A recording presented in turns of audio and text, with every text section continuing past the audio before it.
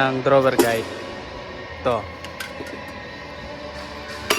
Ito yung nakabit na natin tong isa. Yan sinasabi ko sa inyo. Yan. Dapat hindi yan dikit dito. May clearance ka ng konti. Yan.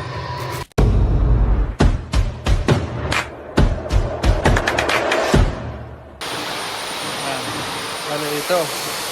Ito na yung drawer. Bali, 4 na drawer yan. Isa, 2, 3, 4. Ito na yung mga pan-drawer. Lalaminitan mo na to bago buuhin para malinis na yung loob. Kasi yan, yung loob. Ito na yung sa loob. Sa pin, sa ilalim. Laminit muna namin yan bago buuhin. Yan, ito na yung sa mga drawer. Yung loob lang yung nilaminate. Asimbolin na natin. May itsura niyan.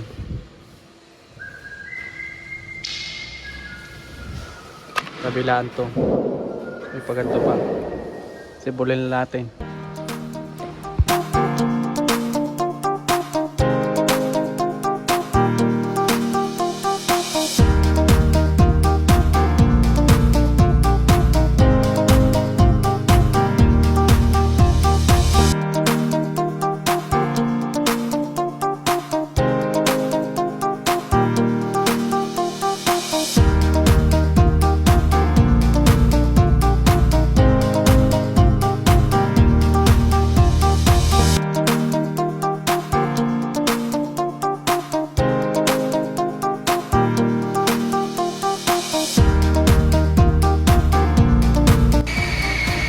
Pag nagsusukat kayo ng sa drawer, halimbawa ito yung drawer, paglalagyan ng drawer, ganito lang gawin nyo, susukatin nyo lang para makuha nyo yung eksaktong ano. Yan, 13 1/2.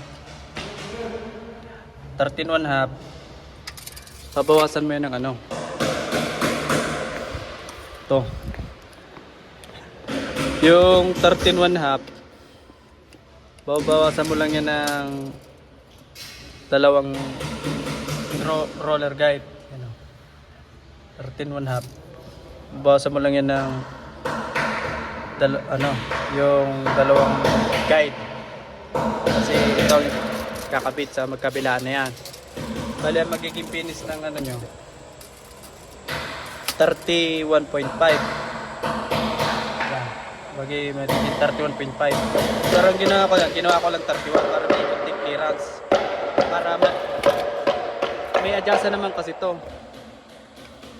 Ito 31.5 lang to ito.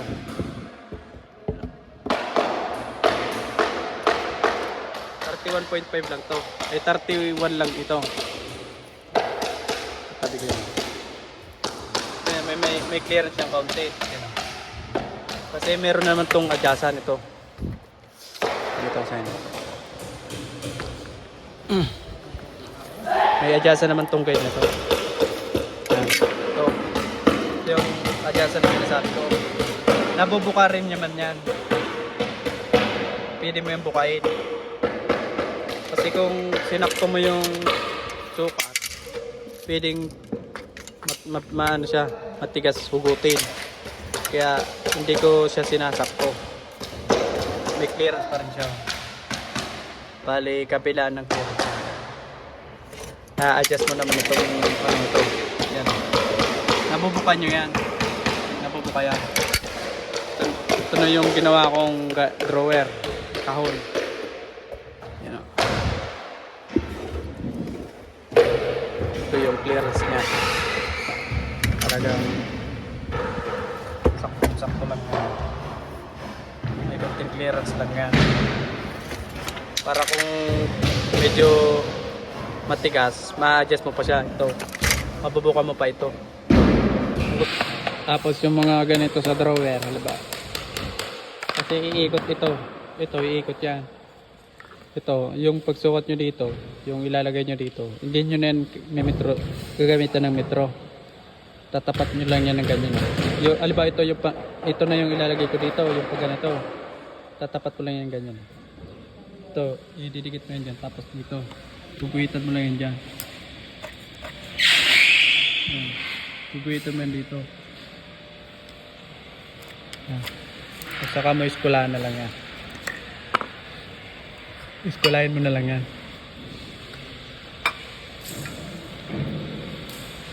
Iskulahin mo lang yan.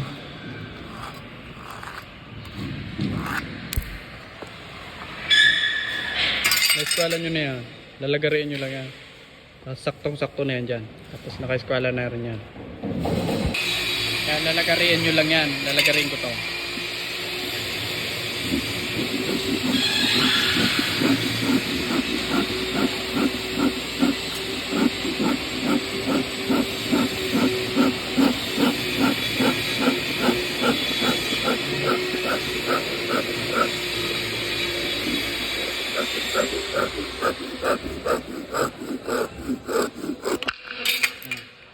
Na.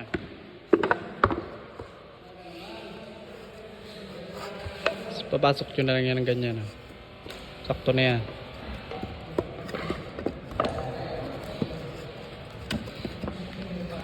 Na.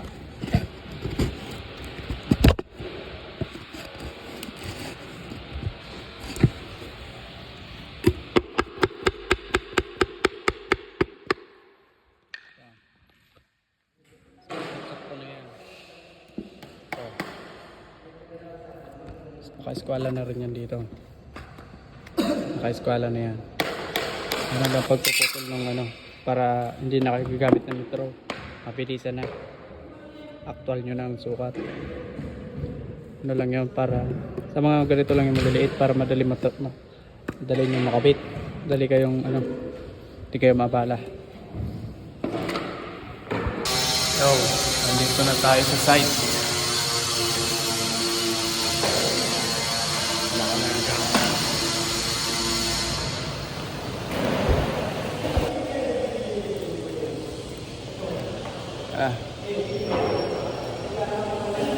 Bale, Lunes ngayon.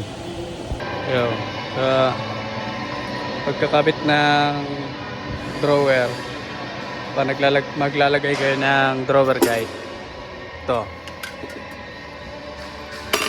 Ito yung dalawa kasi yan, ito. Partner yung dalawang yan. Ito, lalagay mo to sa mismong kahon. Ito doon sa bahay niya, sa paglalagyan ng kahon. Magkadugtong kasi yan ito. Yan. Kadugtong yan. Pagkakabit niyan, ito dito yan. Magki-clearance ka lang dyan galing dito sa ilalim. Clearance ka lang yan ng depende sa'yo kung ito papantay mo dito. Kung yan, ito ipapantay mo dito pag sumama na, or mag-angat-angat ka na konti. Yan, umangat ka ng konti. Ako, ang clearance ko dyan 3/4 na, 3/4. Galing dito sa ilalim, angat ka ng 3/4. Ito na yon. Para may konti lang siyang ano. Yan, halimbawa yan, nakaangat lang yan ng konti, ganyan. Tapos ito naman, kung makikita nyo, ito walang harang dito. Tapos ito meron. Yan. Dapat hindi ka dyan magkabaliktad. Itong walang harang, dito mo nilalagay dito. Dito sa may likod, bandang likod. Kasi ito yung harap. Wala pa yung pinto. Kailangan ganyan. Kabit mo ganito. Ito ang nasa likod. Ito nasa harap. Tapos, galing naman dito sa likod, atras ka lang dyan ng 3/4. 3/4 lang.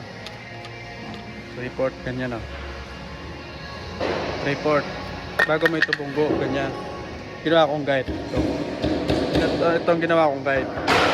Bali 3/4 lang to. 3/4 ang angat. Tapos 3/4 din galing dito sa likod. Bali ito na yung 3/4. Tapos 3/4 din galing dito. Kaya lalim na to. Tapos dyan mo lang yung nilalagay. Ganyan. Bubunggo mo lang yan dyan. Dito sa ilalim. Tapos dyan ka na mag-screw. Pag na-screw mo na yan, ganito yung itsura niya.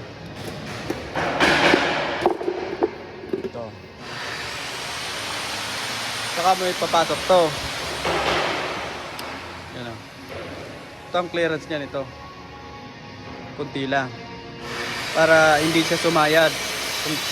Yung banda dito sa baba hindi sumayad. Kasi meron pa yung ditong stopper. Stopper pa yan dyan. Kaya hindi yan pwedeng sumaga dito. Dito naman 3/4 yan o. Yan, 3/4 dito. Hindi mo yan pwedeng isaga dito. Pero pwede rin.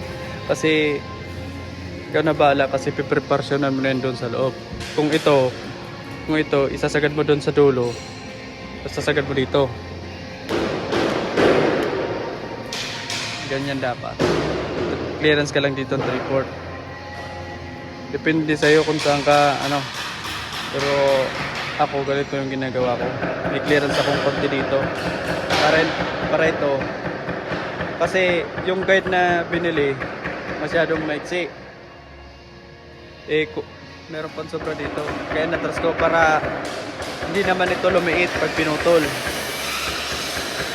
kaya medyo inatrasan ko pa dyan ng konti. 3/4 lang. Ganyan lang yung pagkabit ng guide. Papakita ko sa inyo. Kabit ko lang muna lahat. Kabit lang natin muna yung guide.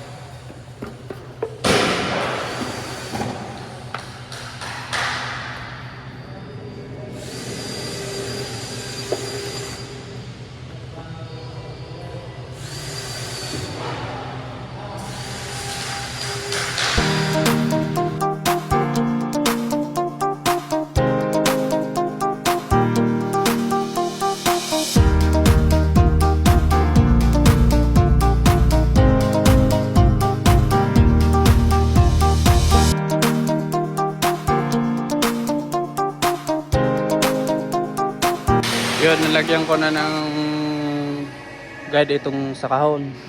Walang yung susunod ko naman yung dito. Ito. Dito na yan nilalagay. Bali unahin ko dito sa baba. Sa ilalim, lalagyan ko na lang yun ng clearance lang ako ng 3/4. 3/4 lang. Pero pwede din 1/2 na lang yung clearance ko para mababa lang kasi 3/4 naman yung clearance ko dito. 1/2 yan. Bago ko ito lalagay, tapos galing naman dito sa kanto na to, atras lang din ako dyan ng 3/4. Ganyan o, ganyan 3/4. Doon ko na ito ipapantay, ganyan o.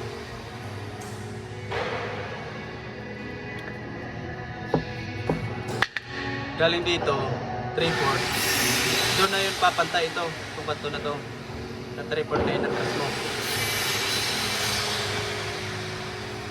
Yun ang puso. Tapos yun, may konting clearance na niya konti doon sa likod para hindi siya sumaya dito yung drawer. Bale yun yung kabilaan niyan lahat. Bale ito ang equal ng drawer 4. Sa dito, ito yung paglalagyan ng yun yung 3/4 na yan, yung na yan, clearance. Bale wala kasi itong handle. Bale ito na yung magiging handle niyan.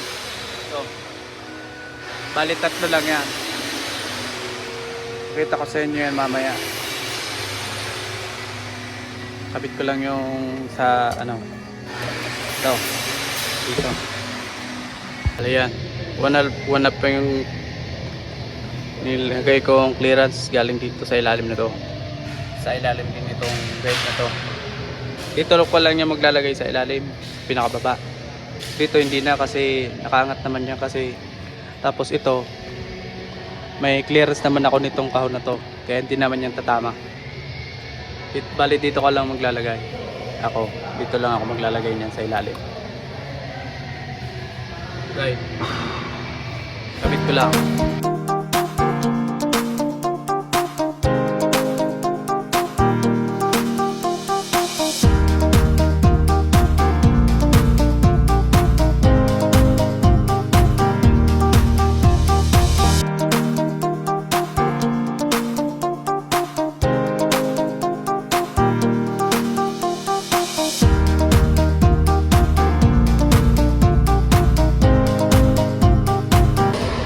kabit na natin tong isa. Yan sinasabi ko sa inyo. Yan. Dapat hindi yan dikit dito. May clearance ka ng konti. Yan.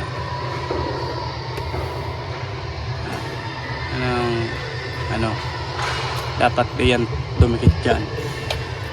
Yan.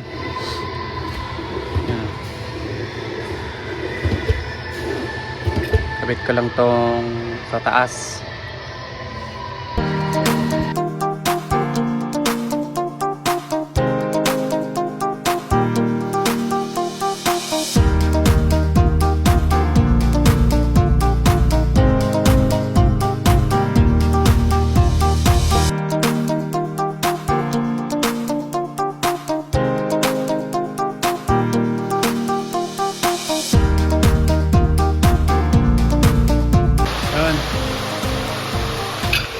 Nakakabit na natin yung mga drawer, apat, bali yan, apat yan.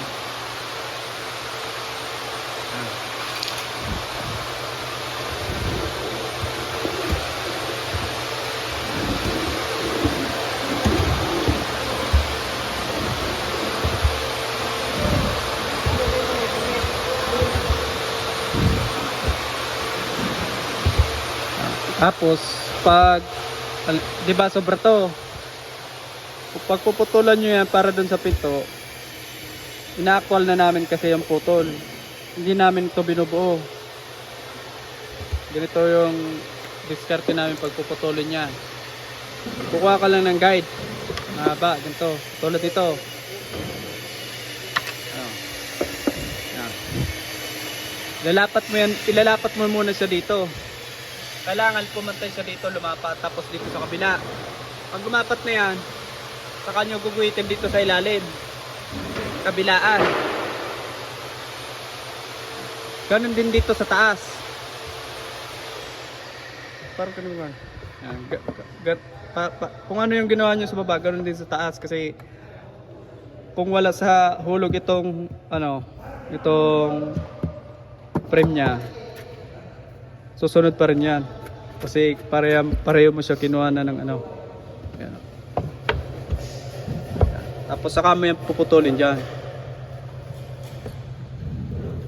Itong guhit na to, kayong sa ilalim, dadalhin mo lang yan dyan. Pagkukonektahin mo lang yan paikot. Yung pagputol na namin pag sobra, pinapasobra talaga namin yan para dyan. Yung iba kasi binubuo na kami para lapat na lapat yung pinto. Kanyang ginagawa namin.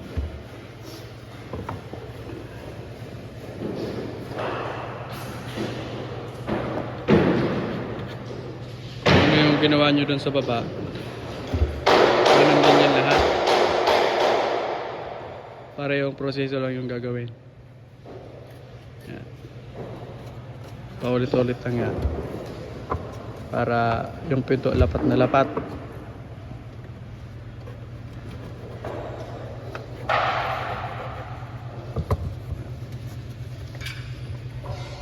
Ayan, kung makikita nyo, ayan yung guhit kabilaan. Babaraan mo na lang yan dito. Yung nga, sa pula mong abroad, tuloy mo.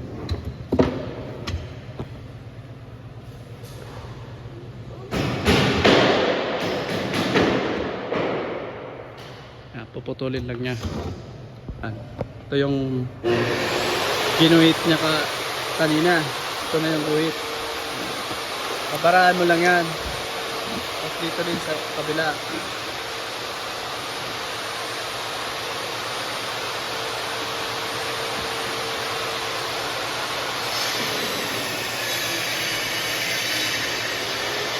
Saka mo yan lalagariin.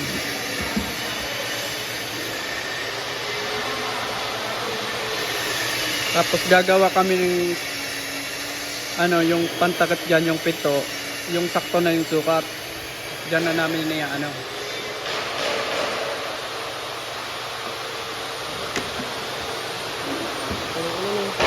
ito na yung guhit. Lalagariin mo yan. Kaya papatayin mo yung yung guhit, patayin mo yan para may clearance ka.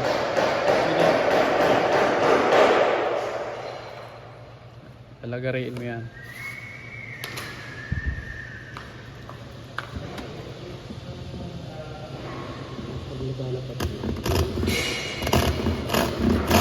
Tara mo na lagani.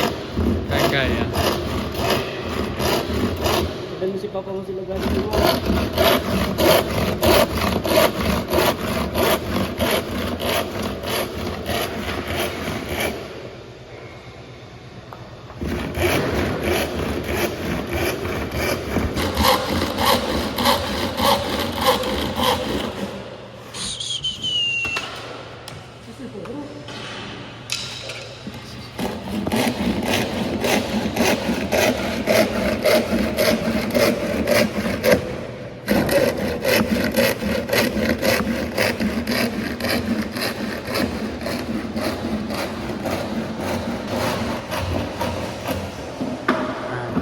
Pagtapos nyo ng tatry nyo na ibalik, babalik nyo na yan pagtapos nyo putulin, magarain.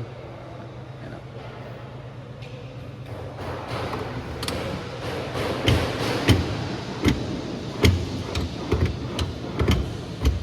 Yan, dapat na siya. Ganyan. Pinaraan nyo yan ng ganyan. Hindi na yan saktong-sakto na yan, lapat na yan. Sana all. Ganun din dito sa taas. Saan nyo yung lalagyan ng pinto? Yan, lalagyan nyo ng pinto. Tapos, yung pinto namin, lalaminig na namin. Tapos, lalagyan namin yan sa loob ng ano. Yung isa pa. Ganyan. Tapos, dito na kami sa loob mag-screw. Ano lang proseso ng ano, proseso namin sa pag-drawer. Kakabit ng pinto. Kung ano yung ginawa nyo dito sa una, yun din dito. Paulit-ulit lang yan. Ganun lang kasimple mag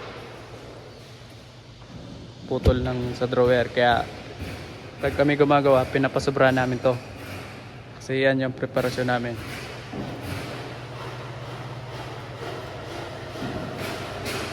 Sobra.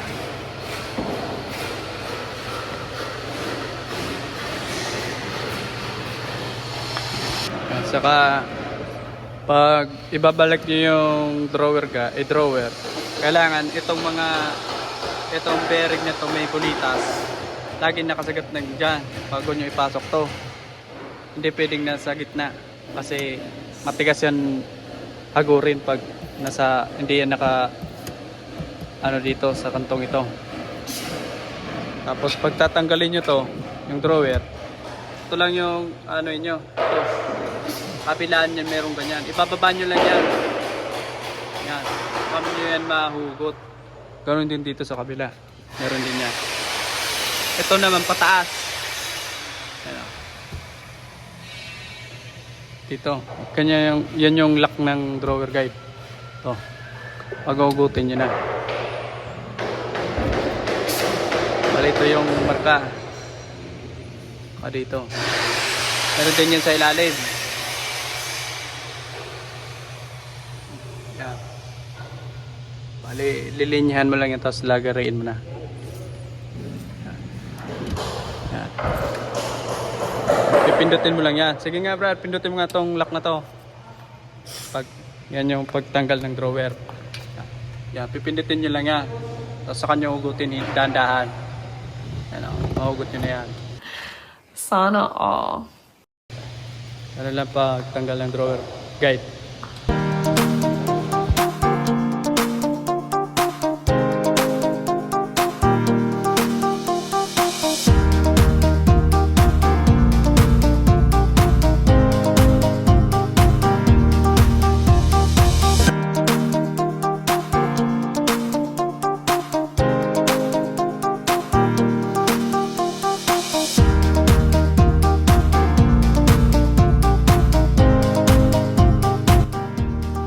Yun, nabawasan na natin yung ano, drawer. Makita nyo, pantay na yan, hindi na yan sabit. Ito, hindi na ito sabit, putol na yan lahat. Ganun lang ang proseso nun. Pero kung may konting sabit yan, kakatamin nyo na lang to, konti. Kakatamin nyo na lang yan. Bawas-bawasan nyo para yung pinto lapat na lapat. Lapat na lapat. Ibawa ito yung pinto. Lapat na lapat yan. Ganun lang. Season niyan. Bali, tatabasan ko muna ito ng pinto. Tapos dito meron yan dito. Bali ito, iikot ito. Kasi dun ko i-screw yung ano, yung ano yun, yung pinto na may laminate na. Dito na lang ako mag-screw sa loob. Yan.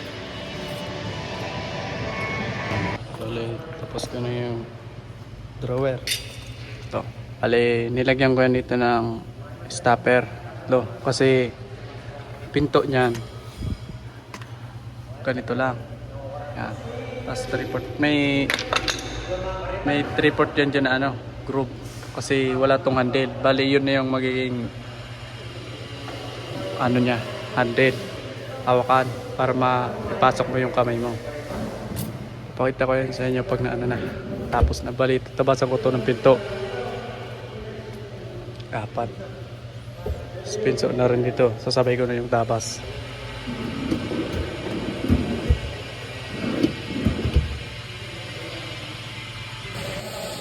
Yan. Ito na yung pinto. Ang drawer. Kakabit ko nito. Ganito lang. Igigitna mo lang yan dyan. Saka dito. Kasi meron pa yung katabing pinto dyan. Yan.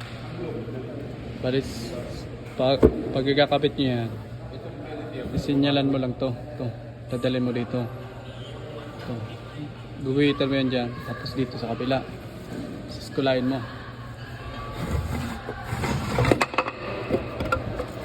Wala dito. Ito. Gawa ko na yan. Niskwala ko na yan. Tapat yun sa ano.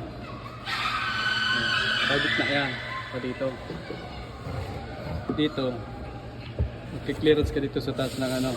Dalawang formika. Papasok mo yan dyan. Sa ibabaw. Bago mo to i-screwhead. Tapos ito, lalaminitin ko muna to. Itong loob. Itong loob na to, lalaminitin ko muna bago ko to i-fix. Ang gagawin ko, hindi na yung dito ako mag-screw. Ito na lang. Sa ibabaw na lang ako mag-screw. Bali, unahin ko lang formikan yung loob. Tapos ito. Itong loob na to. Mas madali kasi itong gawin. Ganito yung pinsanayan talaga namin. Yung i-actual mo yung kapit ng pinto. Unahin ko lang yung formika nitong loob. Lahat yan. Bali, na-layout ko na yung pinto na yan. Kaya kung makikita nyo, may guhit na yan. So, naka-layout na ako. Papakita pa sa inyo. Tapos ito may bawat pinto, may group yan ng ano, 3/4. Kasi yan na yung pagiging handle nya. Kasi flat lang to. Walang handle. Bali, group lang yan. Makikita yan mamaya. After more years. Bali, pinarmikaan ko na to. Yung loob. Kasi di na ako dito mag-screw. Ito na lang sa ibabaw. So, ito na yung paminto. Laminate ko na yung sa loob na banda. Ganyan na yung dito na lang ako mag-screw. Makikita nyo may screw na ako dyan. Kasi nilayout ko yan kanina. Pag layout ko niyan, ito. Papatay mo lang yun. Kuhitan mo ito, tapos kulaan mo. Kabit ko lang muna to. Kabit ko lang muna. Kabit ko muna ang ito.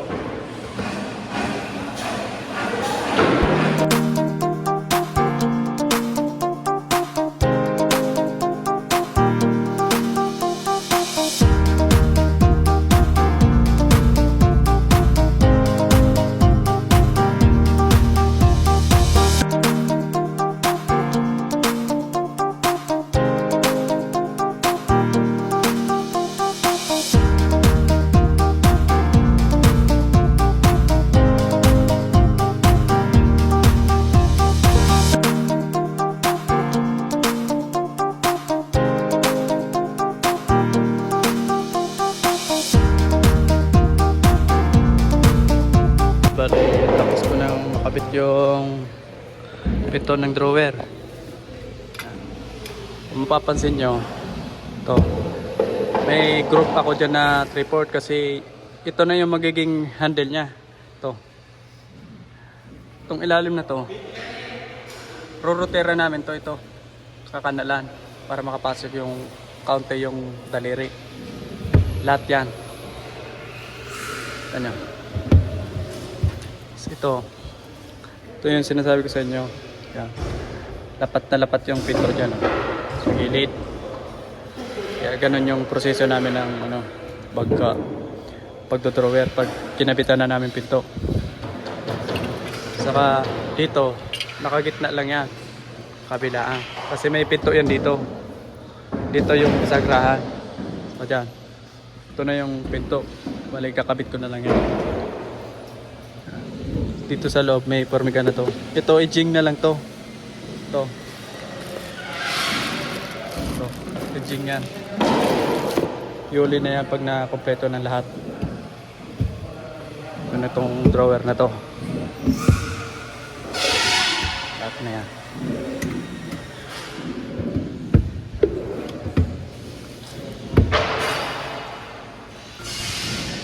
Yan, nakabit na namin yung isa. Fix na yan. Bali yan, PVC platted. Tapos may 101 dyan. Tapos na to.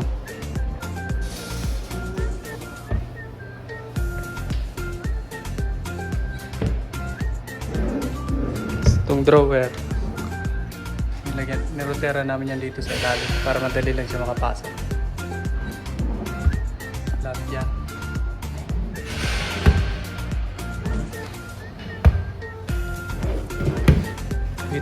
Dito na lang yan bubukas.